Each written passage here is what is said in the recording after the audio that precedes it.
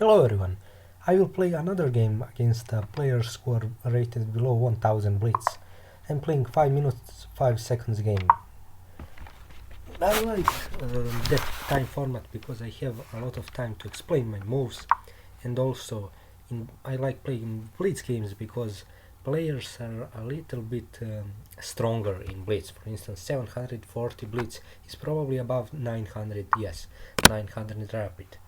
So I play the London system that starts with d4. If your opponent responds with d5, which is the most common, you then develop the dark square bishop to f4. And this is one of the easiest openings to learn as a beginner because everything comes natural. You develop first the dark square bishop, then you play the move e3, which develops this light square bishop. You put your knights out and you just play a normal game of chess. So for the purposes of this video, I will probably just play normal moves. Usually when they play knight to c6 against the queen pawn's opening, you can try to play c4, for instance. But in this case, maybe just I will let's play c4. But usually what you want to do if you play the London system, you don't play c4 usually. You usually just put the pieces into this pawn on c3, put pieces into the center. So let's play this as if my opponent played a normal against the London, because usually they won't make a mistake of putting the knight early to c6.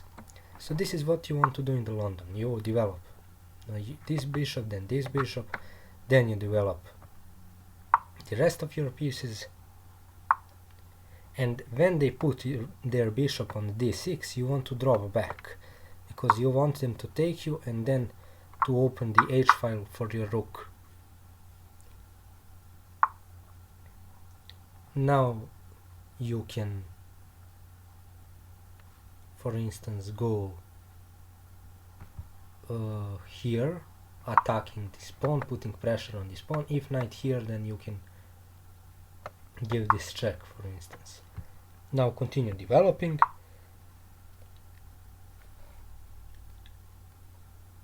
I do not want to take this pawn because it can become dangerous, because I want to castle on this side of the board. I want to keep the h-file open for my rook. If I castle on the king side, then the opening of the h-file kind of doesn't make any sense. So for those reasons, I didn't really want to take this pawn. But now I can play knight to b5 with tempo, attacking the queen. He can, if he tries to exchange the queens, I don't think that's good, because I'm faster here.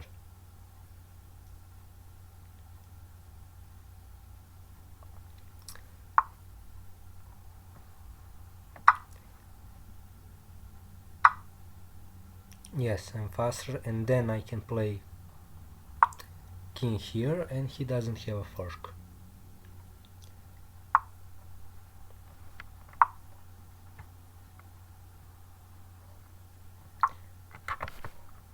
I will take back with the rook, because however I take back, I lose a pawn. If I take back with a king, then he takes this pawn, so it doesn't really matter. But now, since I'm losing the pawn either way, I wanted to put my rook on the open file, and also I'm threatening this check to win this pawn or this pawn. He stops it, but now he can't win my a pawn.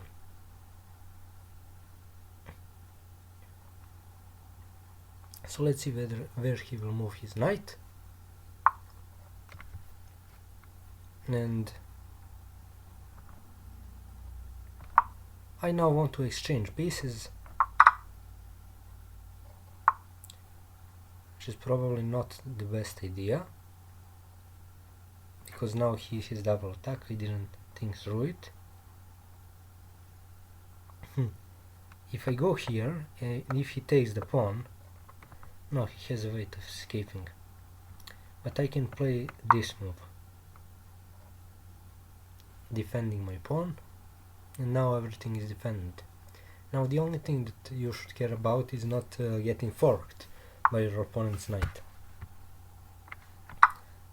I don't want him to have a close position, and let's play this move, opening up the position a little bit more. Now there are two open files. Now my rook will really be way stronger than his knight. Okay, make sure that there is no forks. He goes back. I can go here. I will just go or king up the board. That's the best. I will just march the king up the board. He doesn't have. So okay, I think he trapped his own knight. No, he didn't. He can go back. But let's just push the pawn. If he takes, I take back with the pawn. I don't allow him to have this fork.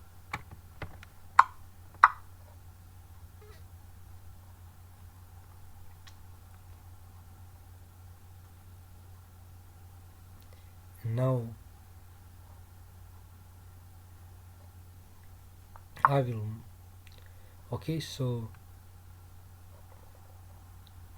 I will now try to infiltrate with my rook. Rook here, and he is losing something.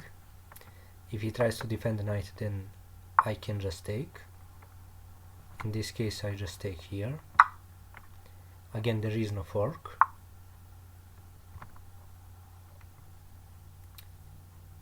And let's save the pawn.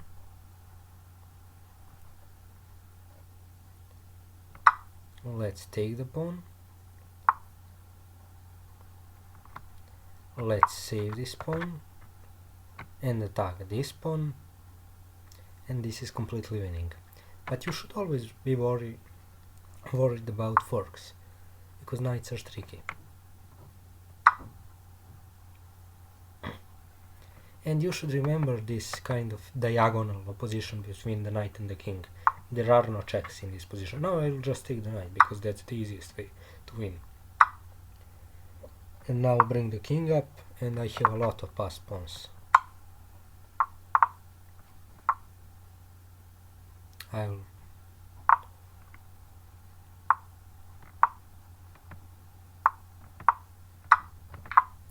and now it's just a matter of conversion. He has to go there or there, and he resigned the game. Okay, so I hope you enjoyed the video. I will make more videos in which I play against players who are below 1000 rated, and hopefully you will learn how to beat those players. Bye for now.